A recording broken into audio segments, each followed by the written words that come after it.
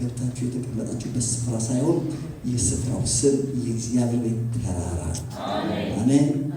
ሞዓብ በስፍራው የሚረገጥበት፣ ሞት በሕይወት የሚዋጥበት ጌታ ይመስገን። ከሕዝቡ ላይ መጋረጃ የሚገፈፍበት የእግዚአብሔር ቤት ተራራ። ክብር ለእግዚአብሔር ይሁን። እግዚአብሔር እጅግ አድርገን እናመሰግናለን። ወንድማችን ወደ ዕለቱ መልእክት እመጣለሁ። ዛሬ የማካፍለው የመልእክቴ ርዕስ ቁጥር 2 እግዚአብሔር መስማት በሚል እንከፋፈላለን። ሰዎች ሁሉ የሚፈልጉት ነገር አለ። ሰው ሁሉ አሁን ሰዎችን ሁሉ ብትጠይቋቸው ዘመናቸው በተድላ እድሜያቸው በልማድ ማንም እንዲፈጸም ሁሉም ሰው ይፈልጋል። ምንድን ነው የምትፈልገው ብላችሁ ጠይቁት። እኔ እድሜ በምን በልማድ ዘመኑ በተድላ ማንም አይፈልግ የለም። አሮጌ ዓመት አልፎ አዲስ ዓመት ሲመጣ ለቅርብ ዘመዶቻችን በስልኮቻችን ሊሆን ይችላል። ሌሎችም ደግሞ ትልቅ ድርጅቶች ቴሌ፣ ሌሎችም ባንኮች ለደንበኞቻቸው የመልካም ምኞት መግለጫ ያስተላልፋሉ። ጥሩ ነው። ሰዎች የመልካም የደስታ ዘመን ይሆንላችሁ እያሉ ይናገራሉ። እኛም ለቅርብ ሰዎቻችን እንደዛ እናደርጋለን። ጥሩ ነው። እነዚህ ነገሮች ሰዎች ሁሉ የሚፈልጓቸው በራሳቸው ላይ በቅርብ ቤተሰቦቻችን ላይ ሁሉ እንዲሆን የምንፈልገው ነገር ይሄ ነው። ነገር ግን ወገኖች ሁሉ ነገር ምን አለው? ስርዓት አለው። ሁሉ ነገር መንገድ አለው። ሰው እንዴት ነው ዘመኑን በልማት እድሜውን ደግሞ በተድላ መፈጸም የሚችለው? በኢዮብ መጽሐፈ ኢዮብ ላይ ምን ይላል? ኢዮብ ምዕራፍ 36:11-12 ምን ይላል? ቢሰሙትና ቢያገለግሉት ዘመናቸውን በተድላ እድሜያቸው በልማት በፈጸሙ ነበር ይላል። አዎ ጥሩ ነው። እድሜያችን በልማት ዘመናችን በተድላ ለመፈጸም መፈለጋችን ጥሩ ነው። ነገር ግን ወገኖቼ ያ ነገር መሆን የሚችለው በአንድ ነገር ነው። እግዚአብሔርን በመስማትና በማገልገል ነው። አዎ ሰው ሁሉ ዘመኑ የደስታ ዘመን እንዲሆንለት ይፈልጋል። የቅርብ ዘመኖቹም ሰዎቹም ትልልቅ ቅድም እንዳልኳችሁ የአገልግሎት ሰጪ ተቋሞችም የመልካም ምኞት መግለጫ ያስተላልፋሉ። ነገር ግን መጽሐፍ ቅዱሳችን እንደዚህ ይላል። ኢሳይያስ ምዕራፍ 11 ላይ እግዚአብሔርን በመፍራቱ ደስታውን ያያል። ወገኖቼ ደስታችሁን ማየት ትፈልጋላችሁ? በስጋት ኖሮ በቀረላችሁ ዘመን ደስታችሁን ማየት የምትችሉት እግዚአብሔር በመፍራታችሁ ነው። ጌታ ይመስገን። ሰው በጎነትን ማግኘት ይፈልጋል። በጎነት ኢዮብ ላይ ምን ብሎ ተጽፋ? ኢዮብ ላይ ምን ይላል? አሁንም ከእርሱ ጋር ተስማማ፣ ሰላምን ይኖርህ፣ በዚያም በጎነትን ታገኛለህ። ጥሩ ነው በጎነትን መፈለግ። ነገር ግን የበጎነት መገኛ መስማማት ነው። ካገኘነው ጋራ መስማማት አይደለም። ከማን ጋር መስማማት? ከእግዚአብሔር ጋር። እግዚአብሔር የተመሰገነ ይሁን። ስለዚህ እግዚአብሔር በመስማት ውስጥ በጣም ብዙ በረከቶች መጽሐፍ ቅዱሳችን ውስጥ ከተጻፉ በረከቶች መካከል አንዳንዶቹ ልነግራችሁ ያለሁት በተለይ ምሳሌ ምዕራፍ 1:31 ላይ የተጻፈ 33 ላይ ይገርመኛል። የሚሰማኝ በርካታ ይቀመጣል፣ ከመከራ ስጋት ያርፋል። ማነው ከመከራ ስጋት ማረፍ የማይፈልግ? የሰው ዘር በሙሉ ይፈልጋል። መከራ ይመጣብኛል ብሎ ሳይሰጋ አልፎ መኖር ሁሉ ሰው ይፈልጋል። ነገር ግን መጽሐፍ እንደዚህ ይላል፣ የሚሰማኝ በርካታ ይቀመጣል። አንድ ሰዎች እኮ መከራው ከመምጣቱ በፊት ራሱ ስጋት ይገላቸዋል። እግዚአብሔር ይመስገን ወዳጆቼ፣ እግዚአብሔር በመስማት ውስጥ ብዙ በረከት አለ። በተለይ እግዚአብሔር በመዝሙር ዳዊት 81:9-13 ላይ ስትመለከቱ እግዚአብሔር ሕዝቡ ስለ እስራኤል ሰቆቃ ይዞት ወይ ይሄ ሕዝብ ቢሰማኝ ኖሮ እያለ የሚናገርበት ክፍል አለ። 81:9-13 ሕዝቤ ሰምቶኝ ቢሆን ኖሮ ይላል። ሕዝቤ በስም የተጠራ ሕዝቤ ሰምቶኝ ቢሆን እኔን አዳምጦኝ ቢሆን ሌላ አምላክ አይሆንላቸውም ነበር። ሕዝቤ በመንገዴ ሄደው ቢሆን ኖሮ ጠላቶቻቸውን ፈጥኜ አዋርድላቸው ነበር። እነግራችኋለሁ ዛሬ አንድ መስራች ነገራችሁ። እግዚአብሔር በመስማት ጠላቶቻችን ፈጥኖ ይዋረዳል። ጠላቶቻችን ፈጥኜ ባዋረድኩላቸው። ማነው ጠላቱ እንዲዋረድለት የማይፈልግ? ሰው ሁሉ እኮ ይፈልጋል። ከስንዴው ስም ምን ባልኳቸው ነበር? ባረገብኳችሁ ነበር። ከስንዴ ስም ብቻ አይደለም እንግዲህ እንደ ሰው ታውቃላችሁ፣ ሰው ብዙ መጥገብ የሚያስፈልገው ነገር አለ። ከስንዴ ስም ባሻገር ሰው ሊጠግባቸው የሚያስፈልጋቸው ብዙ ነገሮች አሉ። ዳዊት አንድ ቦታ ላይ ማለት በመዝሙረ ዳዊት 16 ላይ በጽድቅ ፊትህ ላይ ያለው ክብርን ሳይ ይጠግባል። ቢሰማኝ ኖሮ ሕዝብ ያለ ክብሬን ይጠግብ ነበር። ሕዝቤ ቢሰማኝ ኖሮ ስለ ዳዊት የተባለው በጣም ይገርመኛል። ዳዊትም ባለጠግነትን ክብር ረጅም ምንን ሕዝቤ ምን ብሎ ሞተ? ጠግቦ ሞተ። ሰው ሁሉ ይፈልጋል መጥገብ። ምንን? ክብርን ጠግቦ ረጅም ዕድሜ ባለጠግነትን። እንደ ዳዊት ባለጠግነትን የጠገበ የለም። እንደ ሰው ሲናገር ምን አለ? ዳዊት ለቤተ ክርስቲያን ለመቅደሱ ማሰሪያ የሰጠው ገንዘብ አሁን ባለው ተተምኖ የአንድ ሀገር የ10 ዓመት ባጀት የሚሆን ገንዘብ ነው ለቤተ ክርስቲያን ማሰሪያ የሰጠው ለሰለሞን ይሰጠው ማለት ሰውየው ጠቅመው ነው። እና ምንድን ነው እየተባለ ያለው ነገር? እነዚህ በረከቶች ሁሉ የእነዚህ ሁሉ በረከቶች ሁሉ ምንጭ ብዙ ነገር አለ። አንድ ነው። እሱ ምንድን ነው? እግዚአብሔርን ማለት መስማት። ዛሬ አንድ ብሰርች ለእኔና ለእናንተ እግዚአብሔርን መስማት የምንችልበት ጆሮ የሰራዊት ጌታ እግዚአብሔር ሰጥቶናል። ብዙ ሰዎች እግዚአብሔር ይሰጣል ሲባል የሆነ ጤና እንደሚሰጥ የሚበላ የሚጠጣ ሌላ ነገር እንደሚሰጥ ብቻ ነው የሚያውቀው። ዛሬ ግን አንድ ነገራችሁ፣ እግዚአብሔር ጆሮም ይሰጣል። እዛ ነው ሙሴ ግራ ገባው ህዝቡን ሲያይ። ህዝቡ ትልቅ ታምራቶች ይሆናሉ። ከዛ በኋላ እንደገና እሱ ያጉረመርማል። ይህ ህዝብ ምን ሆኖ ነው እንደዚህ ሆኖ ብሎ በተለይ በድሮ መጨረሻ ላይ በዘዳግም መጨረሻ ላይ ምን ብሎ ያለውን ነገር ላንብብላችሁ። በጣም በቃ ስለ እስራኤል ህዝብ ትልቅ ምርምር ውስጥ ነው የገባው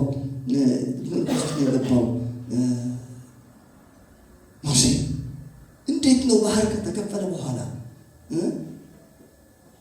ከተዘመረ በኋላ እንደገና ትንሽ ችግር ሲያጋጥም እንደገና ድንጋይ አንስተው ሊወግሩት የሚፈልጉ እንደገና የሚያጉረመር ነው ህዝብ ምን ሆኖ ነው ብሎ በጣም ተመራመረና በዘመኑ መጨረሻ ላይ ዘዳግም ምዕራፍ 29 ላይ እንደዚህ ብሎ ተናገረ።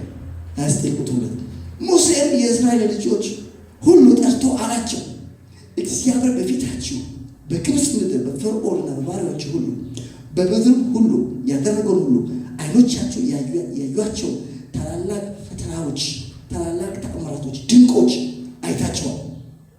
እግዚአብሔር ግን አስተዋይ ልብ፣ የሚያይ ዓይን፣ የሚሰማ ጆሮ እስካሁን ድረስ አልሰጣችሁ። እነግራችኋለሁ ዛሬ ለእናንተ የምስራች ነገር። ቅድም ያልኳቸው በረከቶች ሁሉ እንዴት ነው ወደ እኔ የሚመጡት ብላችሁ አትጨነቁ። እግዚአብሔር ሰጥቷቸው ክርስቶስ ኢየሱስ የሕይወታችሁ ጌታና አዳኝ ስትቀበሉ በእጃችሁ የገባ አንድ የከበረ ትልቅ ነገር አለ። እሱ ምንድን ነው ካላችሁ የሚሰማ ጆሮ፣ የሚያይ ዓይን፣ አስተዋይ ልቦና። ሃሌሉያ! እባካችሁ እግዚአብሔር ስለዚህ ነገር ልታመሰግኑ እነግራችኋለሁ። ሰጥቶናል። ሲሰጥቶኛል በሉ። ምንድን ነው የተሰጠሸቱ? የሚያይ ዓይን፣ የሚሰማ ጆሮ፣ አስተዋይ ልቦና። ይህንን እስቲ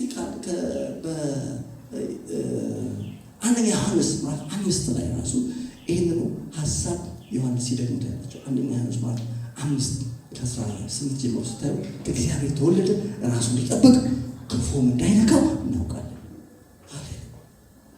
ከዛ በኋላ እውነተኛ የሆነውን እናውቅ ዘንድ ልቦናን እንደሰጠን እናውቃለን። አሜን። እውነተኛ በሆነው በእርሱ አለን። እርሱ ልጁ ኢየሱስ ክርስቶስ ነው።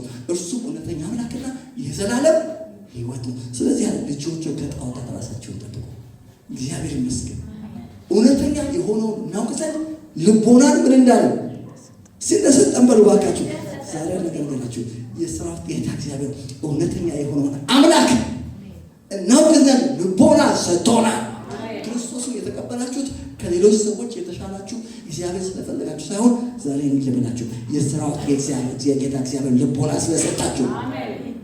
እናቶች ልጆቻቸው ሲያስቸግሯቸው ሂድና ክብሪት ገዝተና ሲሉት ሄዶ ጨው ገዝቶ የሚመጣ ከሆነ ሻማ ገዝተና ሲባል ሄዶ ስኳር ገዝቶ የሚመጣ ከሆነ አንድ ምርቃት ይመርቁታል። ምርቃቱ ምንድን ነው አለችው? እግዚአብሔር ማስተዋልን ይስጥ። ጌታ ይመስገን። የሥራው ጌታ እግዚአብሔር ለእናንተ ማስተዋልን ሰጠ። ባካችሁ ስለዚህ ነገር እግዚአብሔርን አመስግኑ። ይሄ ትልቅ ሀብት ነው። በቃ ሙሴ እኮ ተመራምሮ የገባው ነገር ይሄ ነው። እኛ ተሰጥቶናል። እግዚአብሔር በመስማት ውስጥ ያሉትን በረከቶች በሙላት እንገባባቸዋለን። እግዚአብሔር በመስማት ውስጥ ያሉትን በረከቶች እናጣጥማቸዋለን። ጠላቶቻችን ፈጥነው ይዋረዳሉ። ጌታ ይመስገን። ክብሩን ጠግበን ምሕረቱን ጠግበን ረጅም ዕድሜ እንጠግባለን። ስሜ ሰምቶ ቢሆን ነው ከስንዴው ስም ምን ባልኳቸው እግዚአብሔር የሚያጠግብ አምላክ ከስንዴ ስም ብቻ አይደለም፣ ምሕረቱን የሚያጠግብ አምላክ ከስንዴ ስም ብቻ አይደለም። እግዚአብሔር ደስታን የሚያጠግብ አምላክ፣ ፊቱን የሚያጠግብ አምላክ። እነግራችኋለሁ፣ ጠግበን እንኖራለን። እንዴት ካላችሁ እግዚአብሔርን ምን በማለት በመስማት ሲሰሙ አለ በሉ። ጌታ ይመስገን። እግዚአብሔር በመስማት ኢሳይያስ ምዕራፍ 9 ላይ ሌላው የሚነግራችሁ ነገር የምንሰማው እንድንሰማው የተሰጠን መካሪ አለ።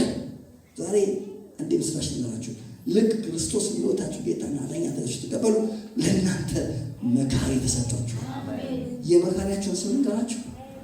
የመካሪያችሁ ስም አልፋና ኦሜጋ፣ መጀመሪያውና መጨረሻ፣ ሕያው እኔ ነኝ፣ ሞቼ ነበር፣ ከዘላለም እስከ ዘላለም ሕያው ነኝ፣ የሞትና የሲኦል መክፈቻ አለኝ ብሎ የተናገረው የናዝሬቱ ኢየሱስ ከይሁዳ ነገድ የሆነው አንበሳ እሱ ድንቅ መካር ሆኖ ተሰጥቶናል። እኛን አሁን ሰው አይመክረን።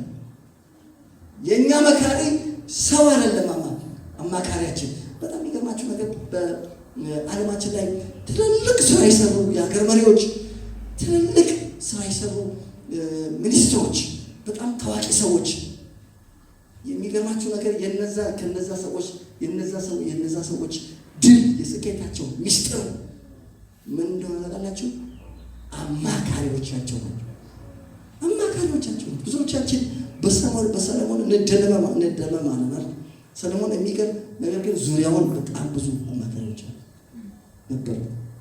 ንጉሥ ዳዊት ዛሬ የምንደነቅባቸው አማካሪዎች ነበሯቸው።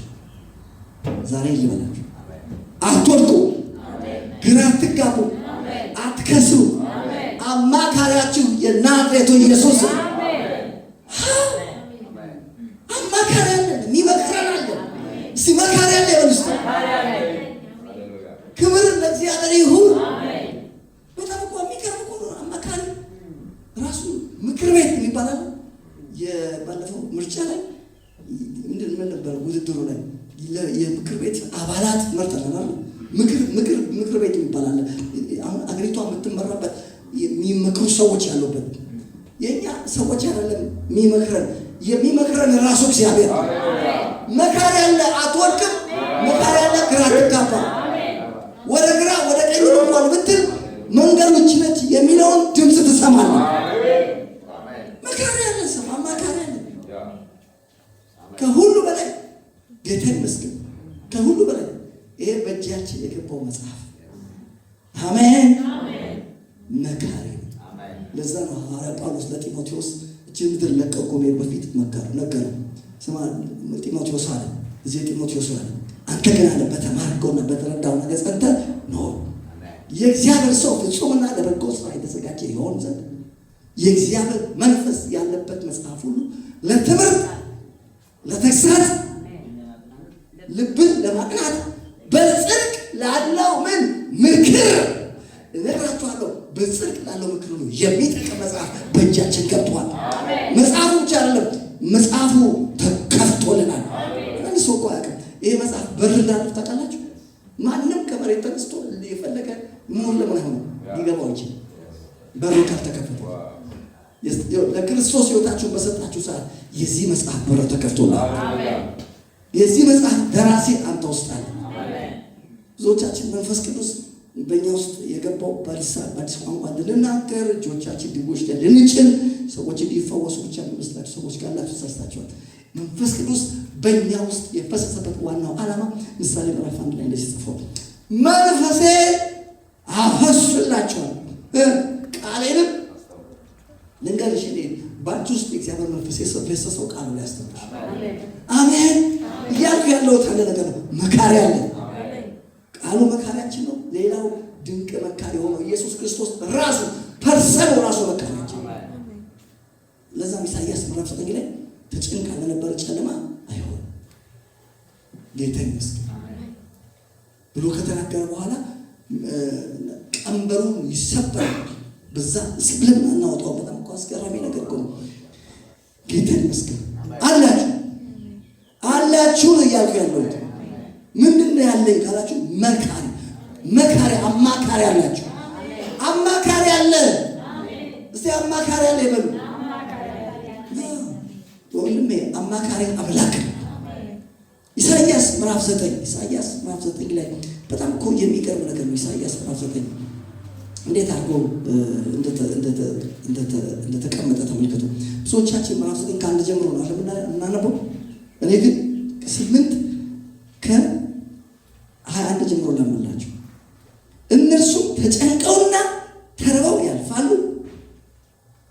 በተራቡም ጊዜ ተቆጥተው ንጉሳቸውን አምላካቸውን ይረግማሉ። ወደ ላይ ይመለከታሉ፣ ወደ ምድርም ይመለከታሉ። እነሆ መከራና ጨለማ የሚያስጨንቅም ጭጋግ አለ፣ ወደ ድቅድቅ ጨለማ ይሰደዳሉ። ተቃራኒ ነው ከዚህ በታች ነገር ግን ነገር ግን እኮ አፍራሽ እኮ ነው። ቁጥር 9 ቁጥር 1 ነገር ግን ተጨንቃ ለነበረች ጨለማ አይሆንም። ለምን? በመጀመሪያው ዘመን የዛብሎንን የንፍታሌም ምድር አቃለለ። በኋለኛው ዘመን ግን በዮርዳኖስ ማዶ ባህር መንገድ ያለውን የአሕዛብን ገሊላ ያከብራል። በጨለማ የሄደ ሕዝብ ብርሃን አየ። ብርሃን አየው በሉ እባካችሁ። ከዛስ በሞት ጥላ ያገለሉ ብርሃን ወጣላቸው። ብርሃን ወጥቶልኛል በሉ። ከዛስ ሕዝብን አብዝተሃል፣ ደስታን ጨምረህላቸዋል። በመከር ደስ እንደሚላቸው ሰዎች ምርኮ ሲካፈሉ ደስ እንደሚላቸው በፊትህ ደስ ይላቸዋል።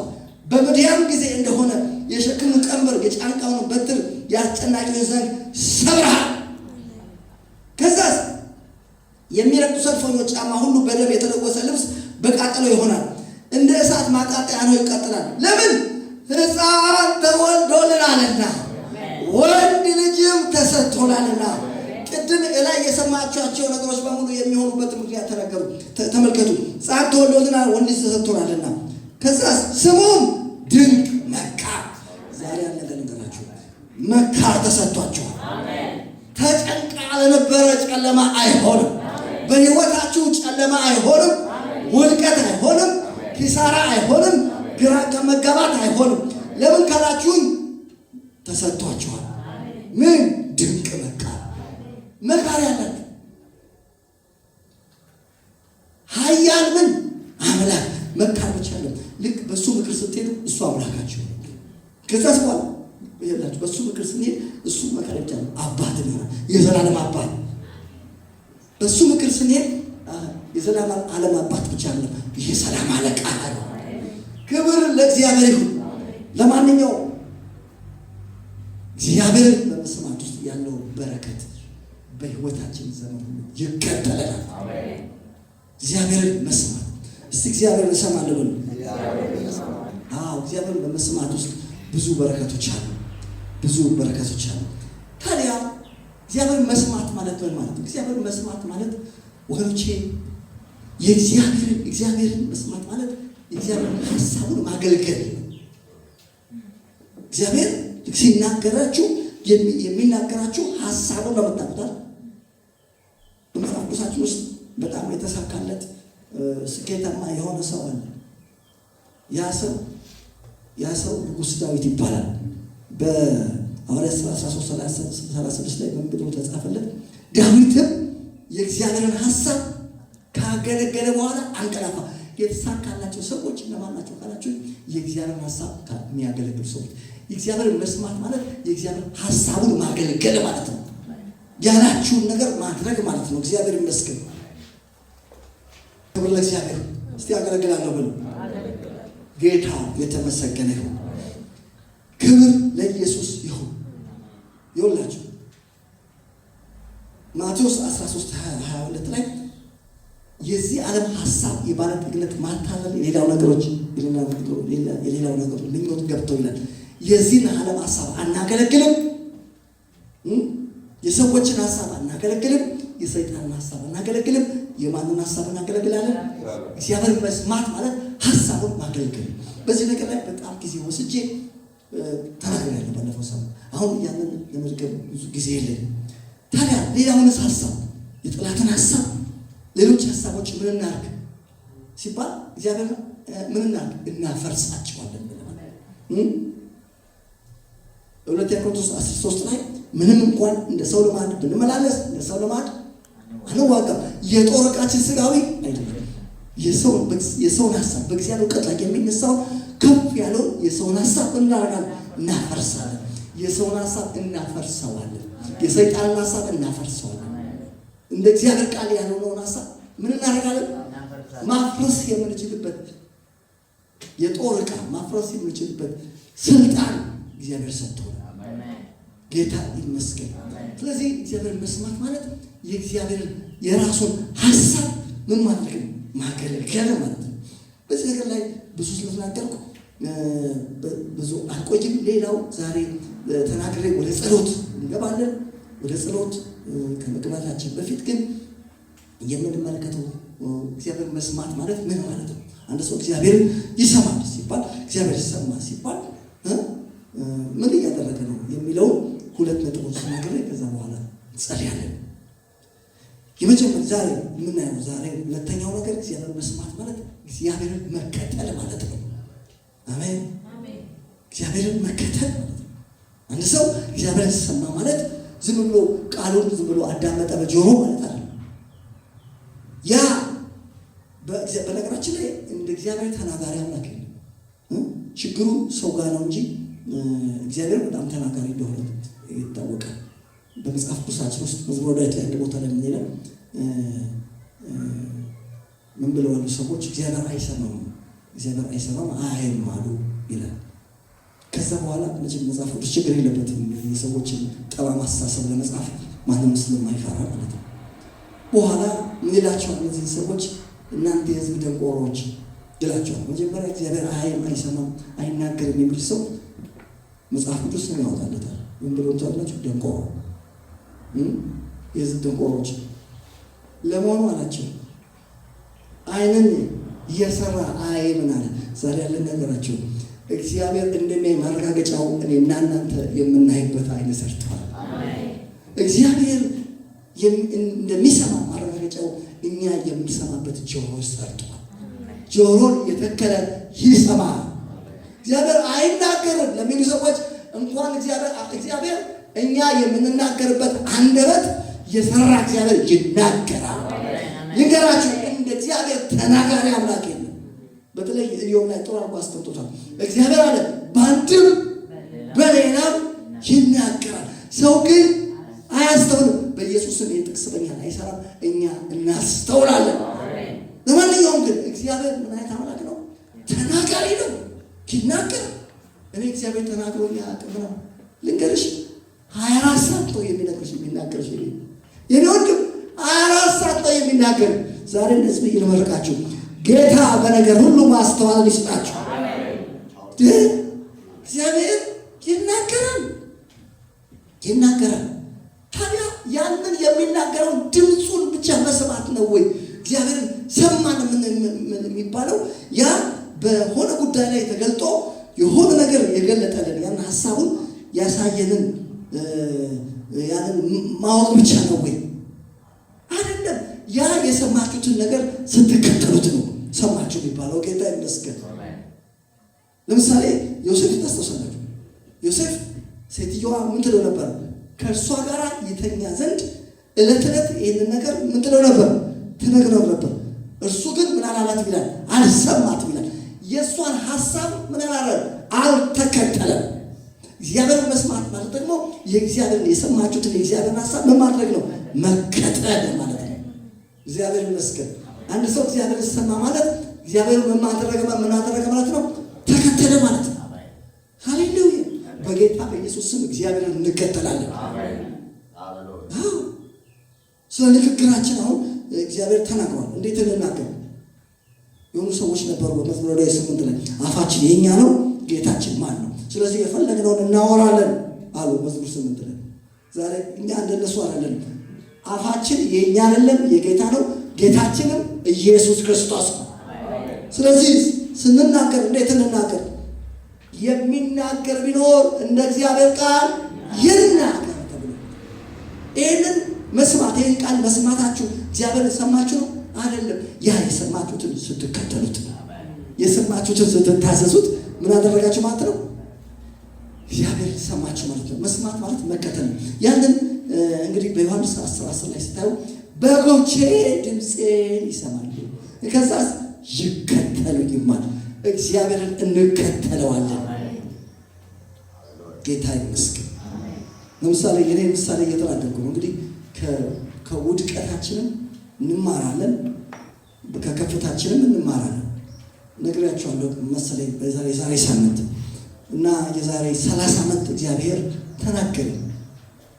ወደ ጌታ ከመጣሁ ገና 1 ዓመቴ ነው ጌታን ከተቀበልኩ እና የምሰራበት ቦታ ላይ ስራው ተዘጋ።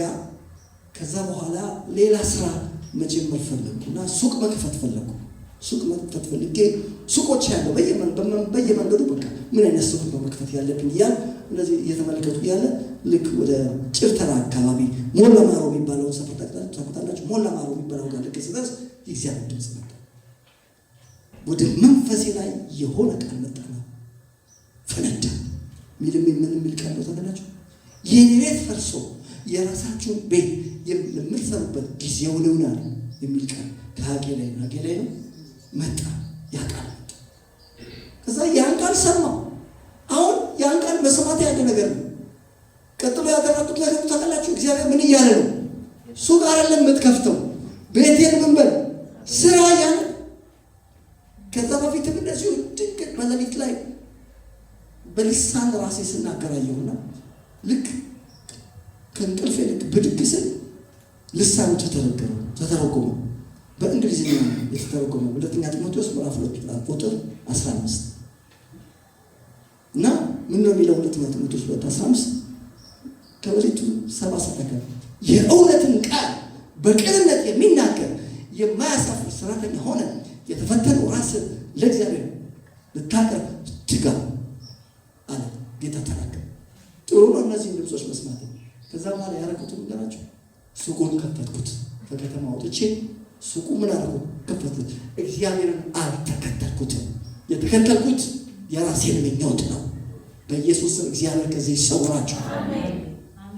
ያን በመከተሌ ብዙ አይነት ውጣ ውረዶች፣ በብዙ ኪሳራ፣ በብዙ መድቀቅ ውስጥ ነው ያለፍኩት። ማለት ብዙ ዋጋ ከፈልኩ። ምንድነው እየተባለ ያለው ነገር? እግዚአብሔር መስማት ማለት የሰማችሁትን ነገር ምን ማድረግ? መከተል። you have to follow በሆነ ጉዳይ ላይ እግዚአብሔር ሲናገራችሁ ያንን ሐሳብ መያዝ። ሃሌሉያ። አንዴ ደግሞ ምንድነው የሆነው?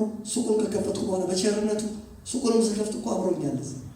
በቃ የማይፈልገውን ነገር ቢሆን አብሮኝ ከሆነ ጋር ይዋጋል። በቃ ምን ይደረግ? መቼም አይጠላኝ ልጅ ነኝ። ልጅ ይጣላል። ክብር ለእግዚአብሔር ይሁን። እና ቤተክርስቲያን መክፈት ሲገባኝ የከፈትኩት ሱቅ ነው። ወደዛ ሱቅ ውስጥ ማብሮኛል እና አንድ ቀን ሱቁ አልችልበትም ደግሞ ኮራሱ አንተም አይለኝም ራሱ አቀጨለውታ ዝም ብዬ በቃ ክትፎ በላበታለሁ። ከዛ የናስተ እየተጠራራ ማለት ክትፎ ቤት በቃ ሄደ ስጋ ምናምን ለካ ደስ አይደረግም። ነጋዴ ስትሆኑ ምንም አይነገርም። ደረግ ነው በቃ እኩባ አይደለም ምን የለም ዝም ብለን መብላት እንጂ። ከዛ በኋላ ምንድነው የሆነው ነገር በአመቱ የሱቁ በቃ መነመነ እንደዚህ ልብሶች ቡቲክ ነገር ነው። ልብሶቹ በጣም ትንሽ ሆኖ በቃ ባዶ ሆነ እና ከዛ በኋላ ምንድነው ያደረኩት? እስቲ ሂሳብ ማድረግ አለብኝ አልኩ። አውጥቼ እቃዎቹን አውርቼ ሂሳብ ሳደርግ በጣም የመጨረሻ የደከመ ብር ነው እና በጣም ተነገጥኩ። መቼም እግዚአብሔር ቻል አይደለም እና እንደዚህ ስላችሁ ነገሩ ቀላል ላይ መስላችሁ ስታርፉበት በጣም ከባድ ነው። ምንድነው የምናደርገው? እንግዲህ መለገጃችን ገንዘብ ወደ ያለቀ ነው። ምን ይሻላል ብዬ በዚህ ነገር ላይ በጣም መጨነቅ ጀመርኩ። ጠላት በጣም አስጨነቀኝ እና ከአዲስ አበባ ወደ ነበርንበት ከተማ አዲስ አበባ 40 ኪሎ ሜትር የሚርቅ ቦታ ነበርና ወደዛ ይሄድኩ ነበር።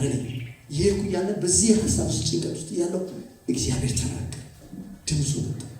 ምንድነው ድምፁ? የመጣው ድምፁ ምንድነው ታውቃላችሁ? ከመዝሙር 37 ቁጥር 10 አካባቢ ይመስለኛል። እዛ ላይ ምን ቃል ሰጠኝ? ለጻድቅ ያለው ጥቂት ከብዙ ኃጢአተኞች ሀብት ይበልጣል። እግዚአብሔር ጻድቃንን ይደግፋቸዋል፣ የክፉዎችን ክንድ ግን ይሰብራል። ዋው ወገኖቼ ድምፁ መጣ። አሜን ማለት በቃ ሊያጽናናኝ በዛ አይነት አስጨናቂ ሁኔታ ውስጥ ባለበት ሰዓት እግዚአብሔር ድምፅ መጣ። ምን እያለ ነው እግዚአብሔር? ለጻድቅ ያለው ምን ጥቂት ምን ማለት ነው? አንቺ ያለሽ 10 ሺህ ብር ኃጢአተኛ ካለው 4 ሚሊዮን የአሜሪካን ዶላር ይበልጣል እያለ ነው። አሜዚንግ ካልኩሌሽን ነው። በጣም ነው የበራልኝ። ክብር ለእግዚአብሔር ይሁን። እንደገና ደግሞ ምስክር በሁለት አለ የሚጸናው ደገመና ሌላ ድምፅ መጣ። ሁለተኛው ምን መሰላችሁ? ዮናታንና ጋሻ ጃግሬው ታስታውሳላችኋል? ጋሻ ጃግሬው ምን አለው? ዮናታን ለጋሻ ጃግሬው እንደዚህ እግዚአብሔር በብዙ በጥቂቱ ማዳን አይሳነውና ኖና ሄደን ንቅጠማቸዋል። ይህንን ቃል ሰጠኝ እግዚአብሔር አለ በብዙ በጥቂቱ ማዳን ልንገራቸው ሆኖ እግዚአብሔር በ100 ሚሊዮን ብር ይሰራል፣ በ100 ብር ይሰራል። አያችሁ ይሄ ቃል በዚህ ነገር እግዚአብሔር ድምፅ መጣ። አያችሁ አሁን ይህን ድምፅ ምን አደረኩት? እግዚአብሔር ድምፁ መስማት አንድ ነገር ነው። ከሰማሁ በኋላ ግን ተከተልኩት። ምን ማለት ነው? አሰላሰልኩት። ህይወቴ በዛ ነገር ላይ መሰረቱ።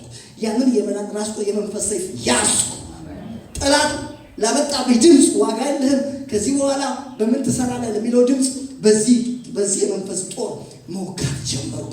እግዚአብሔር በብዙ በጥቂቱ ማዳን አይሳነውም ተብሎ ተጽፏል። መንፈስ አቀብሎኛል። ሰይፍ በዛ ሰይፍ እጄ በተንኩት።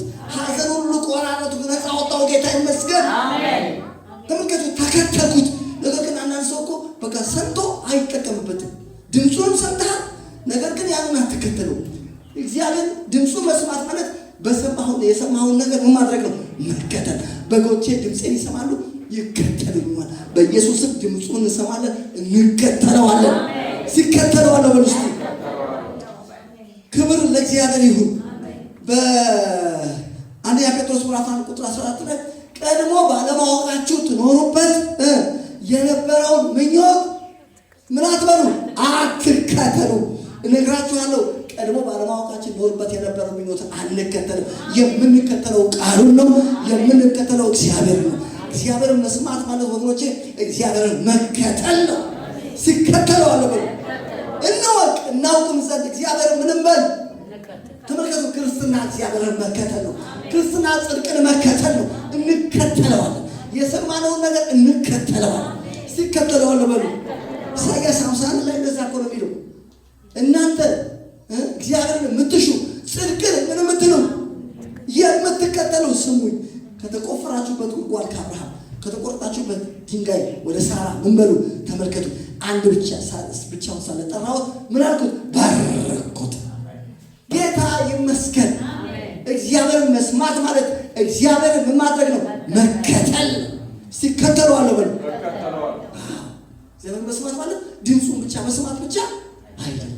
የሰማችሁትን ነገር ምን ስትሉት ፎሎ ስታደርጉ ስትከተሉት። ቀድሞ ባለማወቃቸው ትኖሩበት የነበረው ምኞት አትከተሉ። አንከተለው። ቀድሞ ባለማወቃቸው ይኖሩበት የነበረው ምኞት ነበር። ያ ምኞት ሥጋዊ ምኞት ነው፣ ዓለማዊ ምኞት ነው፣ ክፉ ምኞት ነው፣ የባለጠግነት ምኞት ነው። አንከተለው። የምንከተለው ማንን ነው? እግዚአብሔርን እንከተላለን፣ ጽድቅን እንከተላለን። ቀድሞ ባለማወቃችን ነው ስንከተል የነበረው፣ ጉቦ ስንቀበል የነበረው አይደል? እንደፈለግን ህይወታችንን ስንመራ የነበረው። አሁን ግን የሰራዊት ጌታ እግዚአብሔር እውቀት ሰጥቶናል። እውነተኛ የሆነውን እናውቀን ልቦና ሰጥቶናል። ስለዚህ አሁን የምንከተለው ምን ነው? ጽድቅን። ክብር ለእግዚአብሔር ይሁን። ጽድቅን እከተላለሁ እስቲ። ስለዚህ ተመልከቱ እየተባለ ያለው ነገር ምንድነው? እግዚአብሔርን መስማት ማለት እግዚአብሔርን መከተል ነው። ዘኍልቍ 14:24 ላይ ካሌብና ኢያሱ ግን ካሌብ ፈጽመው ተከትለው ይሉት። የካሌብና ኢያሱ ታውቃላችሁ። ካሌብ ምንድን ነው ያደረገው? ካሌብና ኢያሱ እግዚአብሔርን ምን አደረገ? ተከተለ። የእስራኤል ሕዝብ ከግብፅ የወጣው ሕዝብ በሙሉ መከተል አልፈለጉም። እነዛ ከግብፅ የወጣው ሕዝብ ካሌብና ኢያሱ ናቸው የገቡት። ሌላው ጀኔሬሽን በምድረ በዳ የተወለደው ወደ ከራን የገባው። ስለዚህ ተመልከቱ እግዚአብሔርን መስማት ማለት እግዚአብሔር ምን ማድረግ ነው?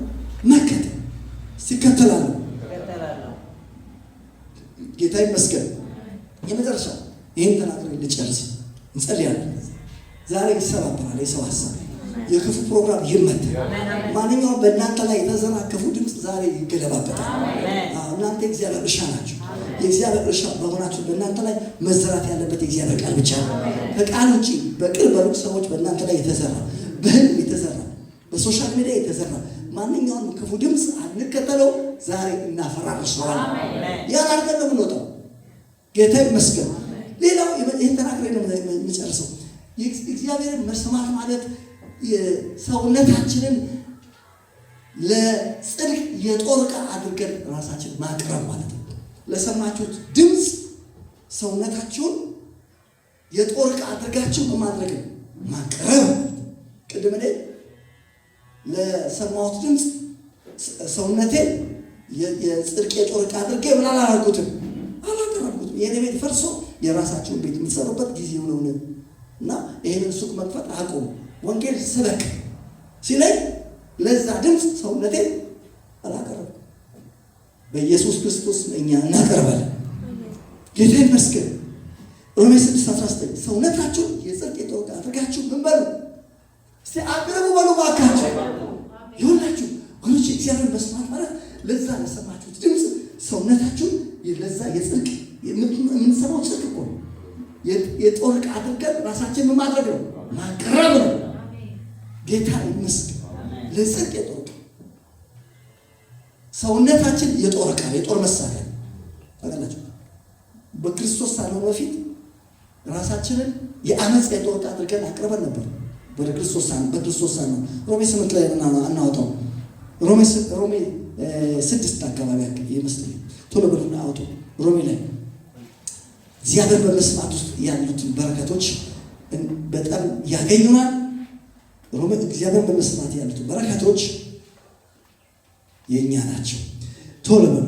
ሮሜ ምዕራፍ 6 ላይ ከቁጥር 12 ጀምሮ እንግዲህ ለምኞቱ እንዳትታዘዙ በሚሞት ሥጋችሁ ኃጢአት አይንገስ፣ ብልቶቻችሁ የዓመፃ የጦር ዕቃ አድርጋችሁ ለኃጢአት አታቅርቡ።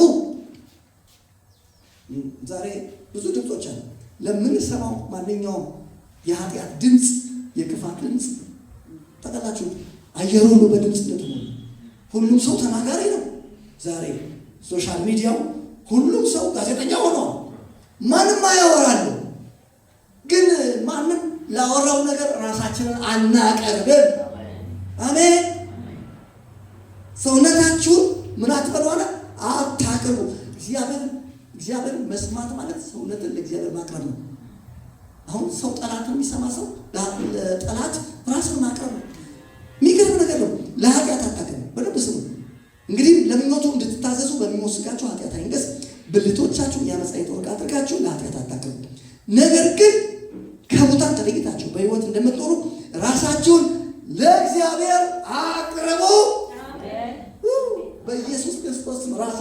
ለቃሉ እናቀርባለን፣ ለጽድቅ እናቀርባለን፣ ለጸሎት እናቀርባለን። እግዚአብሔርን መስማት ማለት ራሳችንን ምን ስናደርግ ስናቀርብ የጦር ዕቃ አድርገን ወገኖቼ፣ ሰውነታችን ስጋችን የጦር ዕቃ ነው። የጦር ዕቃ ነው። መሳሪያ ሰው መሳሪያ ነው። በክርስቶስ ሳንሆን በፊት መሳሪያ ነበር። የጦር ዕቃ ነበር። የምን ያመጣ የጠላት መሳሪያ ነበር። ለክርስቶስ ሕይወታችን ስንሰጥ ግን አሁን የእግዚአብሔር የጦር ዕቃ የጽድቅ የጦር ዕቃ ነው። የእግዚአብሔር መሳሪያ ነው። እኛን ተጠቅሞ ሊታረዱ የተወሰኑትን ያድናል። እኛን ተጠቅሞ ወደ ሞት የሚነዱትን ይታደጋል። እኛን ተጠቅሞ አጋንንትን ያወጣል። እኛን ተጠቅሞ ሙታንን ያስነሳል። እነግራቸዋለሁ። አሁን እኛ የእግዚአብሔር የጦር ዕቃ ነን። ለዛ ነው እኮ አንድ ጊዜ ሀንቾ ሰብከዋለች። አንቺ የጦር መሳሪያ ነሽ። አንቺ የጦር እነግራቸዋለሁ። እኛ የእግዚአብሔር የጦር መሳሪያው ነን። በአንቺ ተራሮችን አደርቃለሁ። እነግራቸዋለሁ። ኢትዮጵያ ውስጥ ያለውን ይሄንን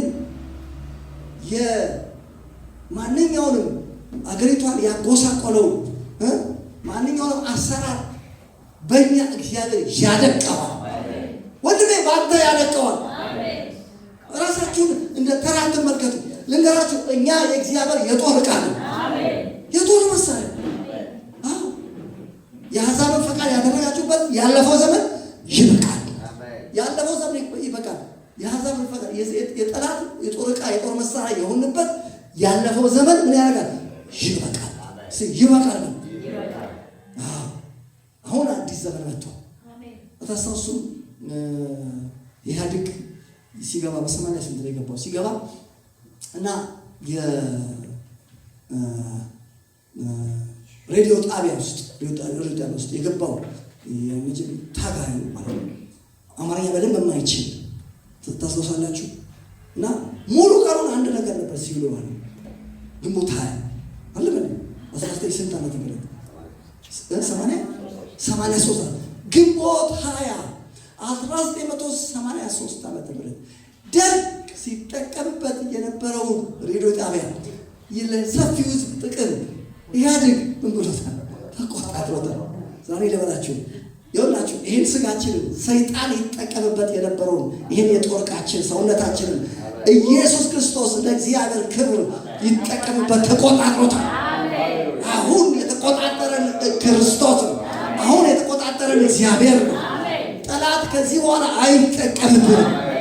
እዛ ነው ለዳዊት እንደዛ የተባለ ባሪያዬ ዳዊትን አገኘው፣ ቅዱስንም ቅባት ቀባው። ስለዚህ ያለ ጠላት በእርሱ አይጠቀም።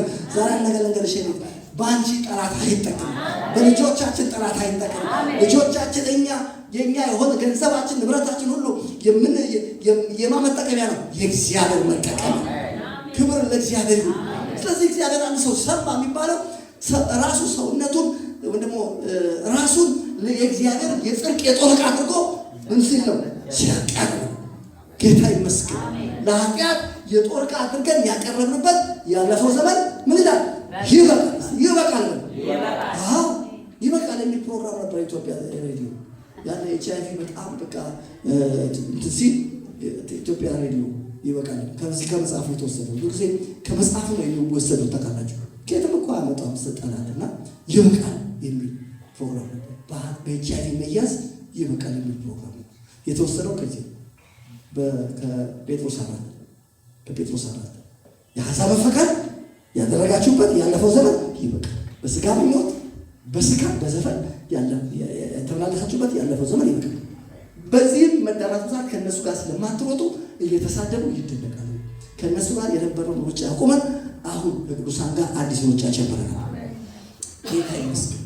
ከመጽሐፍ ቅዱስ ማስታወቂያዎች ድሮ የዛሬ ስንት ዓመት 30 ዓመት ኮካኮላ ካምፓኒ አንድ ማስታወቂያ ነበረ። ምን የሚል ማስታወቂያ የሚያስታውሳል? በኮካኮላ እንበሉ ተደሰቱ የሚል ከየት የተወሰደ ነው? ፊልጵስዩስ 4 በጌታ በኢየሱስ ምን በሉ ተደሰቱ ከሚለው ተዘፈነ። በኢየሱስ ስም እናስመልሳለን። ክብር ለእግዚአብሔር ይሁን። የአሕዛብን ፈቃድ ያደረግንበት የአመጽ የጦር ዕቃ አድርገን ያቀረብንበት ጠላትን የሰማንበት ያለፈው ዘመን ምን ያደርጋል? ይበቃል። ኧረ ይበቃል በሉ። አሁን አዲስ ዘመን መጥቷል። ዛሬ እኛ የእግዚአብሔር የጦር ዕቃ ነን። እግዚአብሔር በእኛ ነፍሳትን ያድናል፣ ምድሪቷን ይባርካል። አንዳንድ እኮ በቃ ክርስቲያን ራሱ አያስተውልም። ዝም ብሎ በቃ የጠላት የጦር ዕቃ ይሆናል። ይቺ ሀገር ጉዳይ በቃ ምንድን ነው ዋጋ የላትም ምናምን ሲሉ አንተን አብረህ የጠላት መሳሪያ የሆነ ዋጋ የላትም ትላለህ እንዴ? ዋጋ አላት። ክብር ለእግዚአብሔር ይሁን። እግዚአብሔር የከበረች ሀገር ናት፣ ውድ ሀገር ናት። ገና ከፍ እያለች ትሄዳለች። እንዴ አንደበትን እንዴት ጠላት ይጠቀምበታል? በክርስቶስ ኢየሱስም አንደባለቅ። አንደበታችንን አሳሰባችንን የሚጠቀመው እግዚአብሔር። ስለዚህ ተመልከቱ፣ እግዚአብሔር አንድ ሰው ሰማ ሲባል ራሱን የጽድቅ የጦር ዕቃ አድርጎ ምን ካደረገ ነው? ካቀረበ ነው። ካላቀረበ እንገራችሁ እግዚአብሔር አልሰማም።